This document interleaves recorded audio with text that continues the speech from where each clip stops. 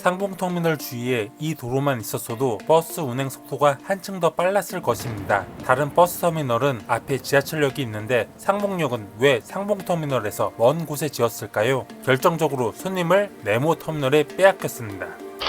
여기는 서울시 중랑구 상봉동의 한 자동차 운전학원입니다. 노란색 자동차로 운전 연습을 하고 면허 시험을 보는 이 공간은 2000년대 초까지만 하더라도 터미널의 버스 시간표에 맞춰서 고속버스, 시외버스가 대기했던 곳입니다. 안녕하세요, 링입니다. 저는 지금 상봉터미널에 있는데요. 상봉터미널이 한창일 때는 하루에 20여만 명이 버스를 탔는데 터미널이 문을 닫은 2023년 11월에는 하루에 20여 명만 버스를 이용했습니다. 버스 손님이 줄어들음에 따라 버스 승하차장은 반지하로 이전했고 버스 주차장, 승차장이었던 이곳에는 자동차 운전학원이 입주했습니다. 그리고 지난 2023년 11월을 마지막으로 38년간 영업했던 상봉터미널이 문을 닫았습니다. 터미널 건물을 철거한 후 주상복합단지로 조성하여 49층짜리 건물이 5개 동이나 들어선다고 하는데요. 앞으로 상봉동 일대의 지각 변동이 일어날 듯합니다. 상봉터미널을 추억하며 터미널 사업을 접어야 했던 이유 3가지를 알아보겠습니다.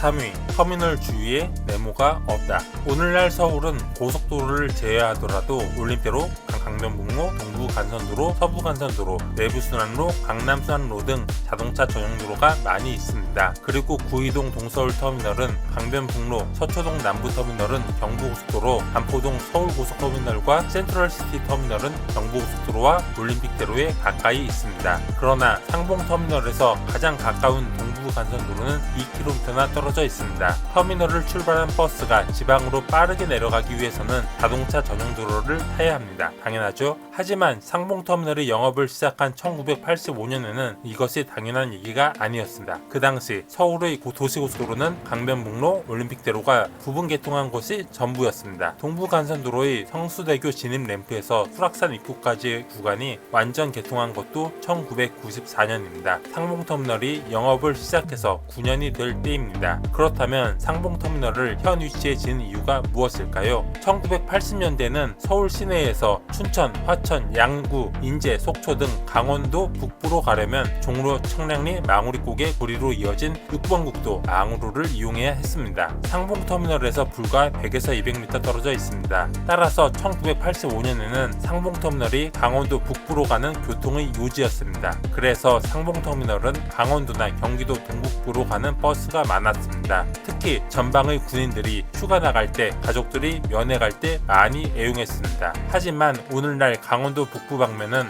올림픽대로를 끝까지 타고 가면 이어지는 서울 양양고속도로로 가는 것이 빠른 길이 되었습니다. 강원도 남부는 경부, 중부 고속도로로 가다가 영동고속도로로 바꿔서 타는 것이 빠릅니다. 게다가 6번 국도와 동부간선도로는 교통량이 많아져서 차가 많이 밀리는 길이 되었습니다. 상봉터미널에서 마지막까지 있었던 원주행 시외버스도 6번 국도로 6km나 간 후 수도권 제1순환고속도로로 진입합니다. 이에 따라 상봉터미널의 버스 운행 시간이 길어져서 시민들이 찾지 않게 되었습니다.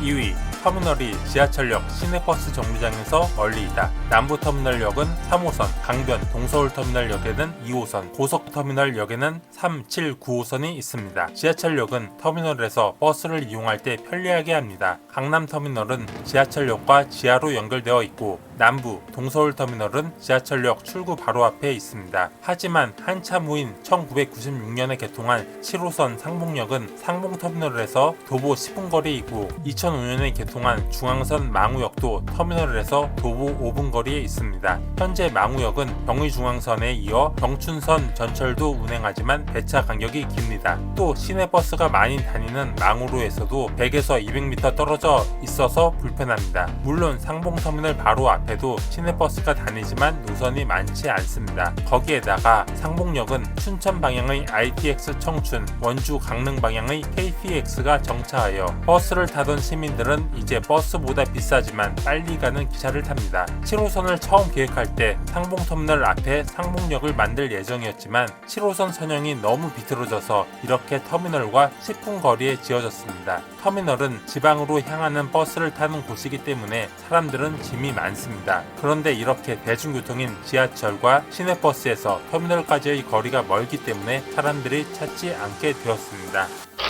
1위, 구이동의 네모가 개장했다.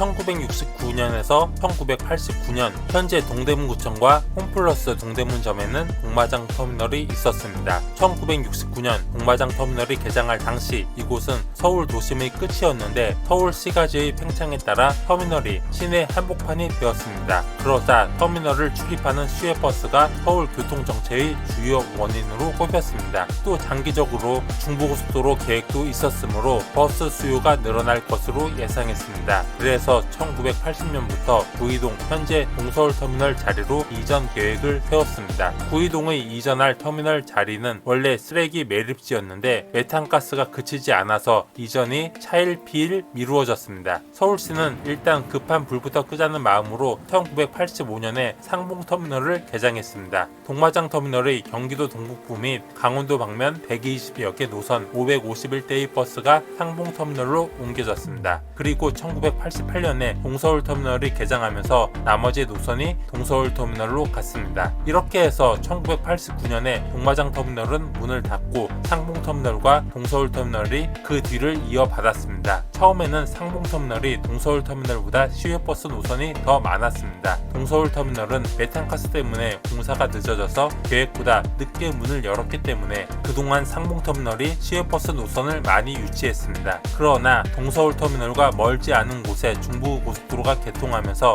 동서울터미널에 고속버스 노선이 생기기 시작했습니다. 처음에는 중부고속도로 일대의 충청도와 경상북도 노선만 운행했는데 지금은 전국으로 노선이 확대되었습니다. 또 사람들은 대중교통이 불편하고 길이 막히는 곳에 있는 상봉터미널보다 2호선 강변역 바로 앞에 있는 동서울터미널을 더 많이 찾게 되었습니다. 구리시, 남양주시 등 경기도 동부 주민들도 직선거리로는 상봉터미널이 더 가깝지만 경기도 시내버스 정류장 앞에 있는 동서울터미널을 더 이용합니다. 그래서 상봉터미널보다 동서울터미널로 가는 시내버스 노선이 더 많습니다. 그리고 상봉터미널은 중랑구 및 서울 동북부 주민만 이용하는 터미널로 전락했습니다. 시간이 지나 그마저도 손님이 줄어 더는 터미널을 운영할 수 없게 되었습니다.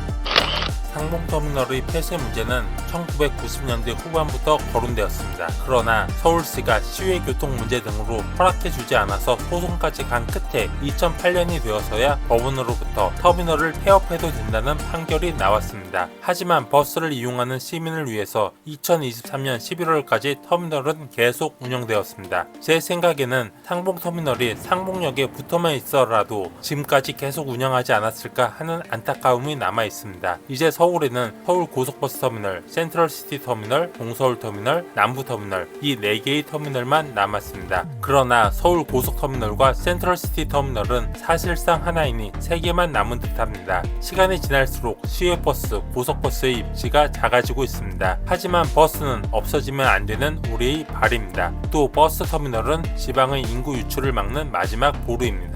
다음 시간에는 서울에서 가장 큰 반포동 서울고속버스 터미널 센트럴시티 터미널에 관해 알아보겠습니다. 구독과 좋아요는 영상을 만드는 데 큰 힘이 됩니다. 시청해주셔서 감사합니다.